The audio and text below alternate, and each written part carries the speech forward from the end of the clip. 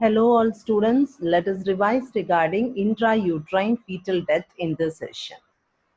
So intrauterine fetal death indicates all the fetal deaths which is occurring after 28th weeks of pregnancy. So 28th weeks of pregnancy, it means that it is a viable period. So we can also tell that all the fetal deaths occurring after the viable period, that is 28 weeks of gestation, which is resulting in the delivery of a dead fetus, that is termed as intrauterine fetal death. Okay, so what is intrauterine fetal death? It is the death of a fetus which is occurring after the viable period, that is 28 weeks of gestation, which is resulting in the delivery of a dead fetus, is termed as intrauterine fetal death. So moving on to the etiology, intrauterine death of a fetus can occur because of so many reasons. One, it can be because of the pregnancy complications. So the pregnancy complications, or because of the high risk pregnancy. It can be a medical case, or it can be because of the pregnancy related factors. Preeclampsia or eclampsia is a condition where it is reducing the flow of blood towards the placenta. Whenever there is a reduction in blood flow towards the placenta, there will be a placental insufficiency which is causing the fetal death. Same in the case of antepartum hemorrhage also. So antepartum hemorrhage and preeclampsia or eclamptic cases is causing a placental insufficiency. And why that placental insufficiency is there? Because of the reduction in the blood flow towards the placenta. If you're remembering the physiological changes during the pregnancy, in the blood flow, we are telling 80% of the blood, it will be flowing towards the placenta from the uterus. The uterine blood flow, from that 80% of the placenta, it will 80% of the blood flow, it will be towards the placenta. So placenta will be receiving an adequate amount of blood supply. But if there is preeclampsia and antepartum hemorrhage, there is a state of placental insufficiency, and the placental insufficiency will cause the intrauterine fetal death. Next is pre-existing medical diseases and acute illness. So pre-existing medical diseases, that is in the pre-pregnancy status, if the woman, she was a known case of hypertension, diabetes, nephritis, syphilis, and acute illness such as hyperpyrexia or severe anemia, either because it is a physiological anemia or it is a pathological anemia. Any anemia, so any medical diseases or the acute illness that can bring about a intrauterine fetal death. So the medical diseases, which includes chronic hypertension, diabetes mellitus, nephritis, syphilis, hyperpyrexia, and severe anemia, will be causing the intrauterine fetal death. Fetal abnormalities. So the fetal factors includes congenital malformations or congenital abnormalities of the baby, RH incompatibility, and post-maturity. Okay, so any congenital abnormality of a baby can bring about there is a chance of occurrence of death inside the uterus. RH incompatibility, if the mother is with a negative RH factor and if the baby is with a positive factor, there is a chance of RH incompatibility, which is mainly affected in the second baby. Post maturity, that is also one of the factor which is causing the fetal deaths. Iatrogenic is the next factor, that is administration of quinine group of drugs during the pregnancy, or if there is an attempt to do the external version. So external version, it means that we are bringing down the favorable pole of the favorable part of the baby to the lower uterine pole, that is known as external version. So for example, vertex, our favorable part or our favorable presentation is the vertex presentation. If the baby is lying in the breech presentation, Whenever we are trying to rotate the baby and bring the favorable part in the lower uterine wall, that is known as external version. So attempt of an external version, there is a chance of the intrauterine fetal death. So all these factors there, it can bring about a death in the fetus intrauterine. So what are the etiological factors for the intrauterine death? Pregnancy complications, which includes preeclampsia or antepartum hemorrhage, pre-existing medical diseases such as chronic hypertension, diabetes, nephritis, syphilis, hyperpyrexia or severe anemia. Fetal factors, which includes congenital malformation, RH incompatibility and post-maturity. Iatrogenic, which includes administration of quinine group of drugs, and the external version. What are the signs and symptoms if a fetal death occurs? Symptom, it includes there is absence of fetal movement. The mother will feel no movement of the baby. So that is one of the main symptom of the fetal death. Signs, it includes height of the uterus, it will be reducing. Tone of the uterus, it is diminished. No fetal movement is left, and the fetal heart rate, fetal heart sound is absent. So these are the signs. That is, uterine height will be reducing, or there will not be any increase in the uterine height. Tone of the uterus, it is diminished.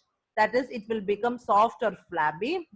Then fetal movement is not felt by the mother, and the fetal heart sound is absent. How we can able to confirm the diagnosis? Investigations include sonography, which is clearly evidencing the lack of fetal movements, oligohydramnios, that is a reduction in the amniotic fluid, and the cranial bones will be collapsing. There will be liquefaction of the bones, and the cranial bone will start to collapse. So in the sonography, we can able to identify the lack of fetal movements, oligohydramnios, and the collapsed cranial bone. When a straight abdominal X-ray is taken, Spalding sign is observed. What is Spalding sign? As the brain matter is liquefying, the cranial bones will start to overlap. Okay, so the overlapping of the cranial bones because of the liquefaction of the brain matter is known as Spalding sign. Okay, so Spalding sign means overlapping of the cranial bones which is occurred due to the liquefaction of the brain matter. Then the rib shadow, the ribs will be crowding of the rib shadow, we can able to see. Robert sign is another one evidence. What is Robert sign? In the chamber of the heart, there is a gas shadow appearance will be there. So the appearance of the gas shadow, like a how the shadow of a gas, it will be there. Same like that, the appearance of a gas shadow we can able to find in the chambers of the heart. That is Robert sign. So with the straight abdominal X-ray, we can able to find out the Spalding sign, crowding of the rib shadow, and the Robert sign. Spalding sign is overlapping of the cranial bones. Then Robert sign, it is appearance of the gas shadow in the heart chambers. What is the management? So the management, prevention we can do. How we can do the prevention? We have to screen out all the high risk mothers. Those mothers should undergo the regular antenatal checkup, and if any warning signs is found, that has to be immediately treated. Okay, usually we cannot able to prevent such cases, but we can able to reduce the incidence of intrauterine fetal death. So we can able to reduce the incidence by screening out the high risk mothers and regularly giving them the antenatal checkups. Next, expectant management. So after the intrauterine death occurs, within 2 weeks of the death, in 80% of the cases, spontaneous expulsion of the dead fetus will occur. If the spontaneous expulsion is not occurring, the patient has to be admitted in the hospital. Okay, so if the mother is not feeling any fetal movements, immediately she should go to the hospital and she should refer her obstetrician. Okay, and in most of the cases, that is in 80% of the cases, after the 2 weeks of death, the spontaneous expulsion of the dead fetus, it will be occurring. If it is not expelling, what is the method of termination? So the method of termination, it includes oxytocin infusion. Same like how to do a delivery, how we are inducing the labor process, same like that we have to induce the delivery of the dead fetus also. So the oxytocin, 5 to 10 units of oxytocin in 500 ml of 5% of dextrose, it has to be infused, and the drop rate is 30 drops per minute. Okay, and we can able to increase the units up to the drop rate can be increased up to 40 drops per minute after the first bottle is completed. So a minimum of 5 to 10 units of oxytocin in 500 ml of 5% of dextrose has to be gone, and after the completion of the first bottle, if the rate of vaginal dilatation, if it is not occurring, we have to increase the drops per minute, that is 40 drops per minute has to be gone. If the cervix is not ripening, the other thing we can use is prostaglandin. So the prostaglandin, PGE2 gel of prostaglandin has to be increased. And that prostaglandin PGE2, it is there for the vaginal ripening. So the vaginal ripening, we can able to use the prostaglandin PGE2 gel, and for inducing the labor, we have to use the oxytocin. Oxytocin, the minimum drop rate is 30 drops per minute. So usually there will be expulsion will be occurring after the 10 units of administration of oxytocin. If it is not done, we can able to increase up to 20 units.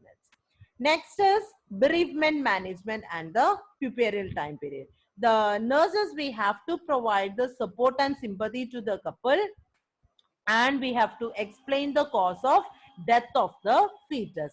So what is the exact cause? Whether it is because of the congenital abnormalities, or whether it is because of the placental insufficiency, or because of the maternal conditions, the exact reason behind the cause of the death, it has to be explained.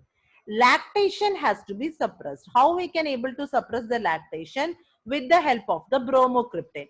Bromocriptine 2.5 mg 2 times a day for 10 days has to be given, so that the lactation can be suppressed. And counseling for the future pregnancy also should be given to the mother.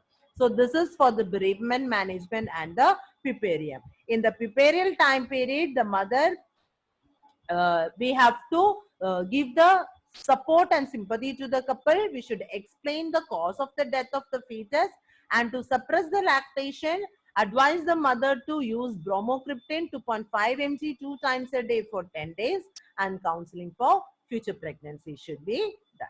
Clear?